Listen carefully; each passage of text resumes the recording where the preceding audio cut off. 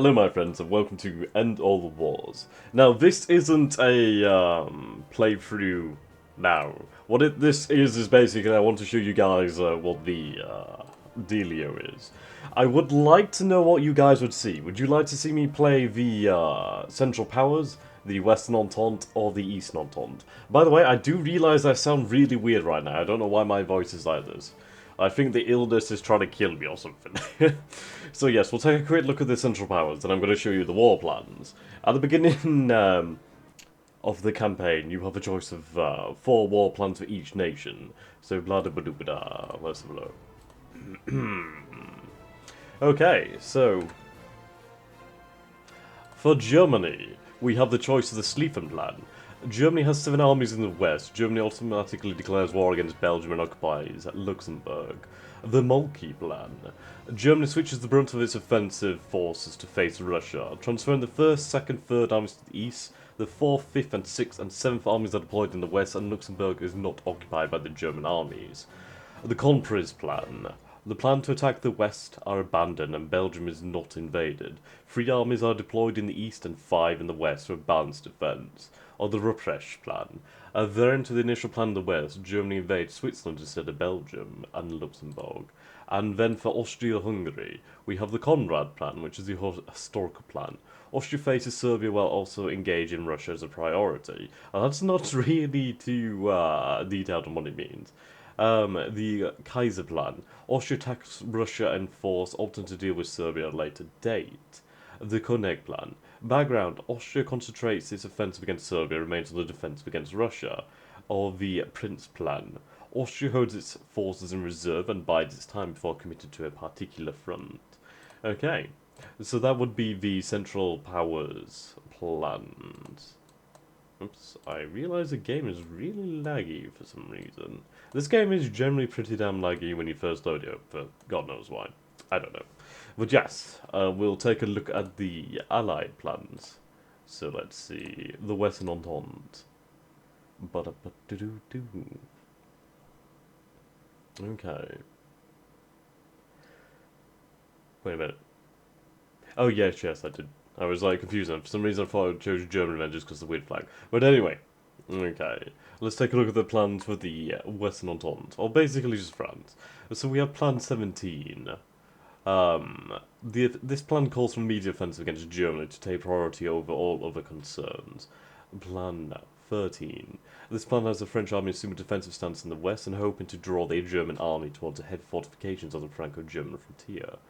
Or the 21st, maybe? Excuse me. Whatever. I'm a little bit tired at the moment. This plan calls for an offensive against Germany, attempted to flank any German attempt to invade Belgium by sending 3 armies through Luxembourg and the Ardennes. Now that is very interesting. That breaks neutrality.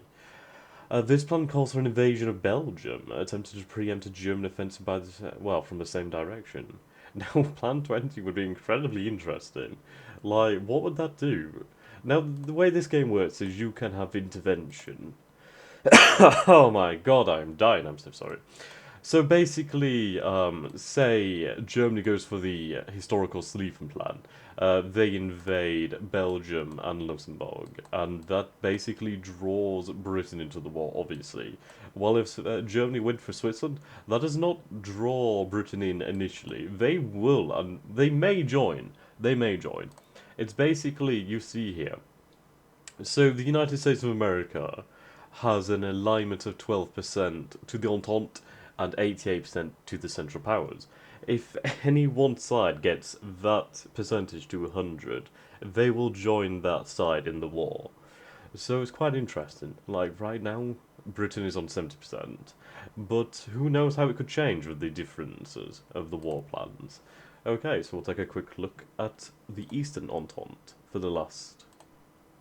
Okay, Mr. Zadniklas. There we go. Okay, so let's take a quick look here. Right, so we have the Grand Duke plan. Russia launches an early offensive against Germany to relieve France, but also prepares an invasion of Galicia. 2 armies are deployed to invade East Prussia, and 4 armies to invade Galicia. The Polski Plan. Excuse me, God, it really irritates me that I have to do that. Anyway, right, the Polska Plan. Russia masters its forces for an invasion into Silesia and Galicia from deep within Polish territory. 5 armies are lined up against Austria and 1 army mobilizes at Lodz to threaten northern Silesia. The Berlin Plan. Russia masters its offensive against Germany and stands on the defensive against Austria. 4 armies are deployed against the border with Prussia and 2 armies are kept in reserve to stave off Austria. The Czar Plan.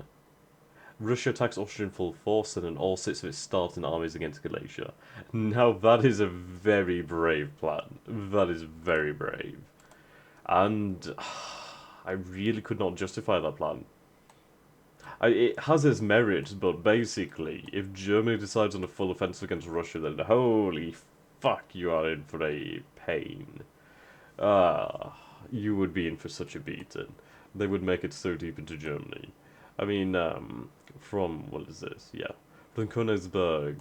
They aren't that far from St. Petersburg. Well, Petrograd. God damn it. Bloodied Russians and you're changing the capitals and changing the city names. Curse you. Anyway, yes. And, oh, that reminds me, as the Eastern Entente, you do actually have control over Serbia as well. There we go. So we would control the war down here in the Balkans as well. So yes, I would love to know what you guys think. I will leave a, what's it called now? That voting program. God damn it, I can't remember the name of it. Damn it. You know the one. You'll see it anyway. And until next time, guys, thank you for watching. And if you, I'm just gonna say the usual YouTuber stuff. Like, yes, give me subscribers and all that jazz, whatever. Okay, see you later, guys.